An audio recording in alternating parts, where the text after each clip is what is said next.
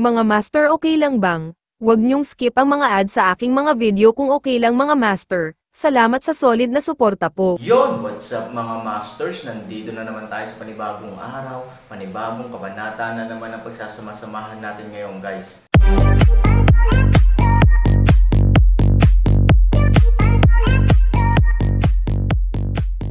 Bali mga masters, kung bago ka pa lang po sa aking YouTube channel, please click the subscribe button, lalong-lalo na po yung notification bell guys, para maging connected pa rin tayo sa isa't isa at maging updated kayo sa mga susunod ko pang video.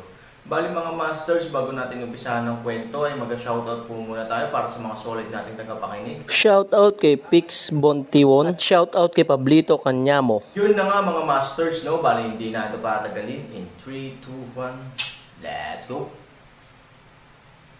Wow! Ang tunaw na bato sa labas ay nagsimulang bumagsak ng tuloy-tuloy, at pagkatapos noon, ang napakalaking halimaw na parang bundok ay naging isang itim na mahabang lalaki. Ang dahilan ng paggamit ng pang-uri na ito ay ang lalaki ay katulad lamang ng tao, ngunit hindi tao. Ang isang tao ay may bol, ngunit walang sino man ang may 5 pandama, at may isang taong may 4 na paa, ngunit walang sino man ang may mga kamay at paa. Ang taas nito ay humigit kumulang 1.9 metro, ngunit hindi ito malakas, ito ay higit na parang manipis na poste ng kawayan. Ano ito? Sumimangot si Han Sanchen, ganap na natulala. Hindi niya akalain na ang lalaking ito ay biglang mamamatay at muling mabubuhay ng ganito. Pagkatapos ng lahat, para sa kanya, ang pagkamatay at muling pagkabuhay ng mga halimaw ng lava ay hindi na 1 o 2 beses. Gayunpaman, sa bawat oras na siya ay namatay at muling nabubuhay, ang lava sa ibabaw lamang ang nagbabago, at ang kanyang katawan ay lumakas. Pero biglang naging ganito ang itsura, hindi talaga inaasahan ni Han Sanchen. At saka, ano ba itong manipis na poste ng kawayan sa harap ko?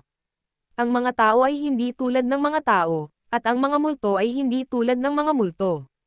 Ano ba, hindi mo ba kaya? Patibaw ng pagungwala na. Ngumisi si Han Sanchen. Siyempre, hindi siya namumuhi dahil sa mentalidad. Hindi kailanman magagawa ni Han Sanchen na hamakin ang isang kalaban na higit na namatay sa labanan. Ang dahilan kung bakit niya ito sinabi ay gusto niyang subukan ang kabilang partido sa ganitong paraan. Humph! Kung wala ang umaatungal na tunog ng dagandong ng mundo noon, ngayon ang kanyang boses ay mas parang isang matandang inahing manok na kinurot sa kanyang leeg, at ang humuhuni ay kakaiba at hindi komportable sa lalamunan ang mga tao. Gayunpaman, kahit na ganoon, naririnig ni Han Sanchen ang kawalang kasiyahan at galit sa boses ng lalaking ito. Bata, huwag kang magpabil, hindi pangkaraniwan ang 9-turn body, not to mention na ikaw ay isang tao na ngayon palang nagkatawang tao, kahit isang taong may edad na, imposibleng harapin siya. Napapanahong paalala ng matanda, sumimangot si Han Sanchen, nang tatayo na sana siya para mag-ingat. Biglang naging itim na hangin ang manipis na poste ng kawayan at gamulong diretso sa Han Sanchen. Napakabilis ng itim na hangin, at nang imulat niya ang kanyang mga mata, diretso na siyang papalapit kay Han Sanchen. Bago pa halos mag-react si Han Sanchen, direktang inatake na niya si Han Sanchen ng malapitan. Ito rin ay mas mahusay kaysa sa gininto ang katawan ni Han Sanchen ay sapat na matigas, at kahit na pagkatapos kumain ng ilang mga palad, siya ay umatras lamang ng bahagya. Ngunit si Han Sanchen ay walang oras upang asikasuhin ang mga bagay na ito, at siya ay gumalaw ng may pag-aatubili nang siya ay gumiling sa kanyang sarili, ngipin. Pagkatapos ng isang turnover, kinuha niya ang pagkakataong ito upang lapitan si He Feng at sinubukan itong saluhin. Ngunit halos nang manalo na si Han Sanchen, ang kamay na nakahawak lang sa isa sa kanyang mga sulok ay kumandat sa isang iglap. Ito ay ganap na nawala sa ilalim ng mga talukap ni Han Sanchen at dumulas sa kanyang mga kamay. Si Han Sanchen ay halatang medyo natulala, at natigilan sa kinatatayuan ng ilang sandali. At ang ganitong uri ng distraction ay madalas na ang pinakamahusay na pagkakataon para sa pag-atake ng kaaway.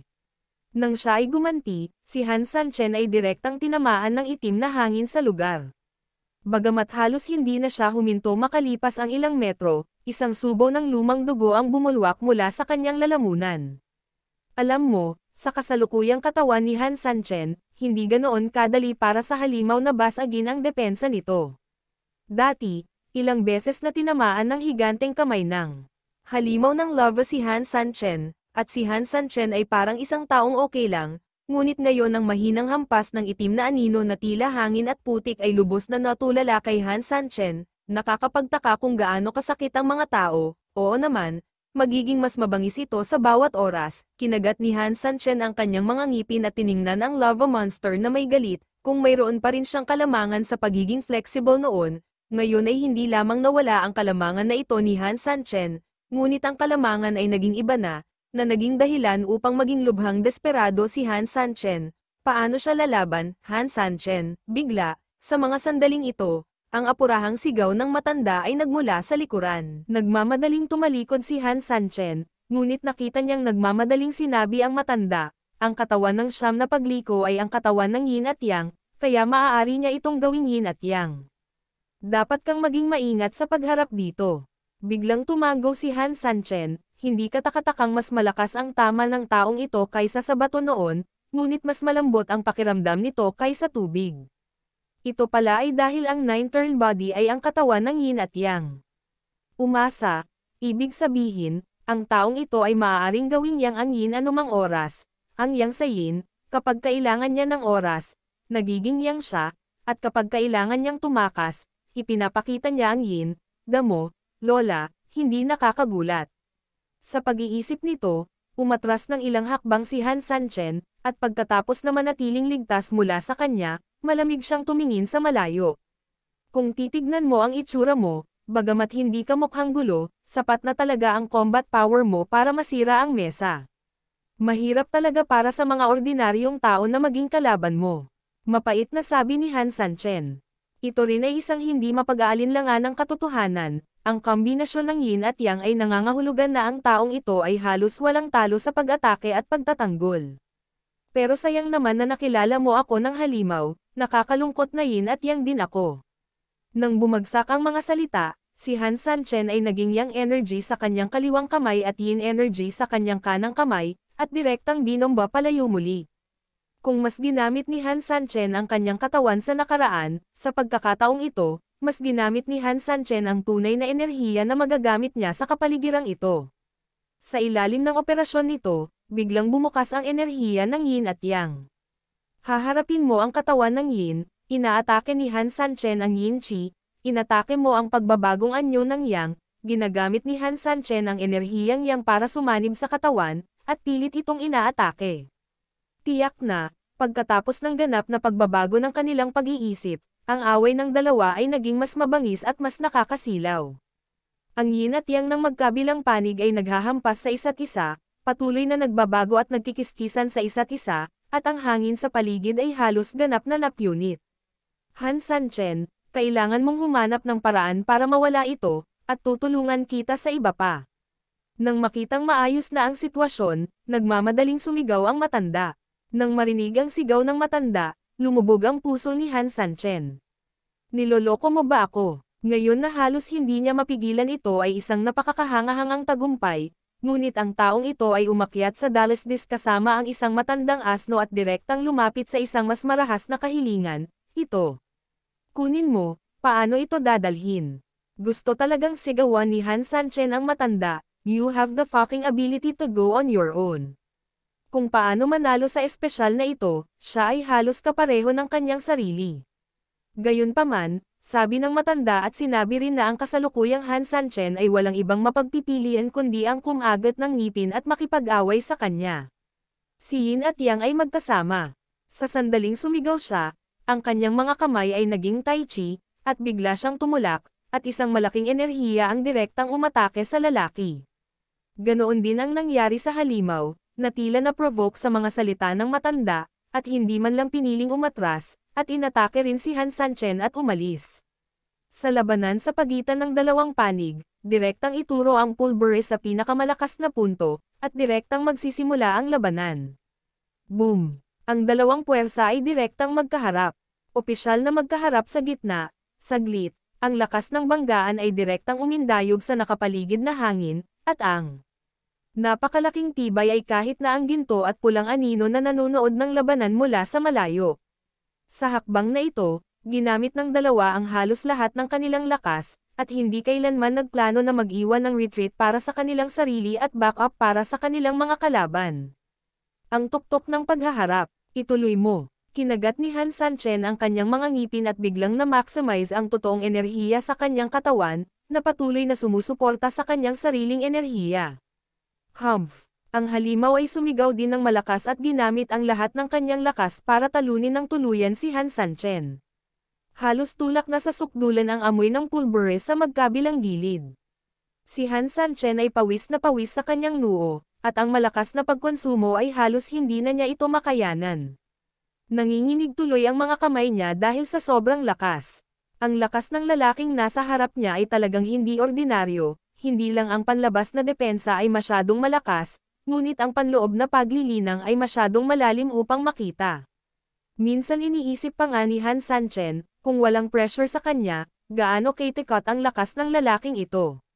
Si Han Sanchen ay talagang hindi naglakas loob na isipin ito, o ang kahirapan ay maglilimite sa kanyang imahinasyon. Nang makita si Han Sanchen na lumalaban ng husto, ang halimaw ay nanunuya, na parang puno ng pang-aalipusta. Kaagad pagkatapos, ang kanyang kamay ay biglang lumakas ng bahagya, at sa ilang sandali, naramdaman ni Han Sanchen na ang anti-Buddha sa kanyang kamay ay nakaharap sa nalulumbay na kalangitan. Nagmamadaling sumigaw si Han Sanchen, "Senyor, paano ko siya nakuha? Ako, hindi ko na matiis." Storytelling channel sa YouTube. Ito ay hindi kung ano ang fuck ay tumatawag sa akin, ngunit ito ay malinaw na sinusubukang linlangan ako. Paano ko matitiis mag-isa ang napakabangis na halimaw? Depende sa Han Sanchen, maniwala ka sa iyong sarili, dapat kang maniwala sa iyong sarili, huwag panghinaan ng loob. Malakas na sigaw ng matanda doon. Si Han Sanchen ay ganap na manhid. Anong klaseng palo ito? Parang pumasok siya sa isang pyramid scheme. Nagyaya naman itong matandang ito, di ba? Ang nalulumbay na si Han Sanchen ay humingi ng suporta ngunit hindi makakuha ng anumang suporta, isang taong nakakadiri sa pag-iisip ang kapalit. Sa ngayon, walang ibang paraan kundi ang kumagat ng bala at patuloy na sumuporta. Ngunit ang ilang mga bagay ay malinaw na hindi isang bagay na maaaring suportahan kung gusto mong panghawakan. Bagamat naglaway si Han Sanchen sa kanyang mga ngipin, hindi niya kinaya ang matinding pag-atake sa kabilang panig. Hindi nagtagal, si Han Sanchen ay nagsimulang umatras ng tuloy-tuloy, at patuloy na lumalabas ang sakit at kalungkutan sa kanyang mukha. Hindi ko na matiis, napasigaw si Han Sanchen sa sakit. Ang itim na enerhiya ng kalaban ay kumalat sa kanyang depensa, hindi lamang nakabalot sa kanyang mga braso, ngunit kumalat din patungo sa kanyang dibdib sa oras na ito. Alam na alam ni Han Sanchen na kapag ang itim na chi na ito ay direktang bumabalot sa kanyang dibdib, siya ay ganap na maibabalik sa kalangitan. Tulungan mo ako. Si Han Sanchen ay galit na humingi ng tulong sa matanda. Kung ang matanda ay hindi tumulong, kung gayon ang palayok ay ganap na malamig. Umiling ang matanda, "Hindi pa oras, paano kita matutulungan? Kumapit ka, dapat kumapit ka." Gusto talaga ni Han Sanchen na pag-alitan ang mga tao. Ito ay hindi isang katanungan kung siya ay maaaring panindigan ito, ngunit ang katotohanan na siya ay malapit ng bugbugin sa kamatayan. Gayunpaman, sa pagtingin sa sirang hitsura ng matanda, tinansya rin ni Han Sanchen na ang matanda ay duwag at gustong umasa sa kanya para sa tulong, na sa pangkalahatan ay isang katarantaduhan. Ang lahat ay nasa iyo. Ngunit ano ang maaari mong gawin sa iyong sarili?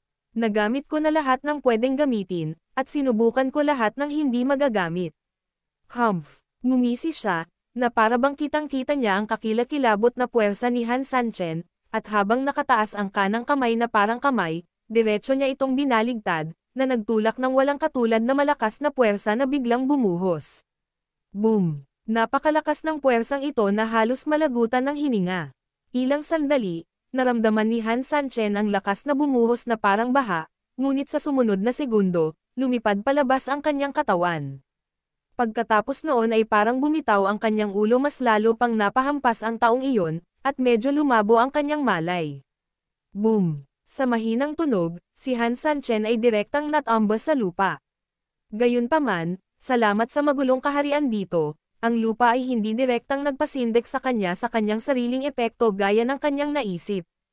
Ang pinsala sa paglapag ni Han Sanchen ay hindi seryoso, ngunit ang anino lang ang nagbigay sa kanya ng isang suntok na naging dahilan para hindi siya komportable.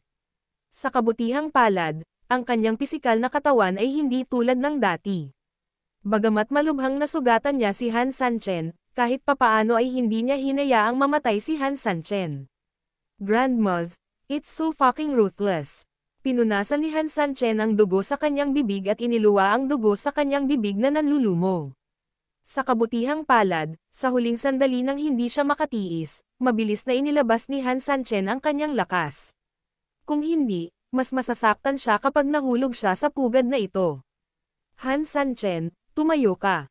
Si Han Sanchen ay hindi pa nakakabangon mula sa lupa dito, at doon, ang matanda ay nag-aalalang sumisigaw sa kanya, ang tono na iyon, ang hitsura, ang sikat na eksena sa Earth of Buddha Prevention, Meng Meng, tumayo, gustong-gusto ni Han Sanchen na magmadali at kaladkarin siya para mamatay kasama niya. Ang tunay na tao ay maaaring patayin ngunit hindi mapahiya. Gayunpaman, hindi nilayon ng halimaw na bigyan ng pagkakataong ito si Han Sanchen, nang makitang naitaboy si Han Sanchen, at hindi pa patay si Han Sanchen. Agad siyang sumugod muli patungo kay Han Sanchen, isa ka talagang aso, malakas na sambat ni Han Sanchen, at akmang tatayo mula sa lupa sa pagmamadali. Nagbabalak na lumaban at lumikas, ngunit sa sandaling bahagya siyang tumayo, bigla siyang natauhan, hindi tama iyon, sumimangot si Han Sanchen at bumulong, here, bigla siyang umiwas sa pag-atake ng halimaw, tumingin sa paligid na may blankong ekspresyon, at pagkatapos ay nahulog sa isang maikling pagmumuni-muni, nang palapit ang halimaw, biglang may naalala si Han Sanchen, at sinampal ng malakas ang kanyang hita, paano ko ito makakalimutan, nang bumagsak ang mga salita, biglang tumalikod si Han Sanchen. Ito ang nakakatakot na mundo ng kaguluhan. Yun na nga mga masters, no? Bali panibagong kabanata na naman yung natapos natin ngayong gabi.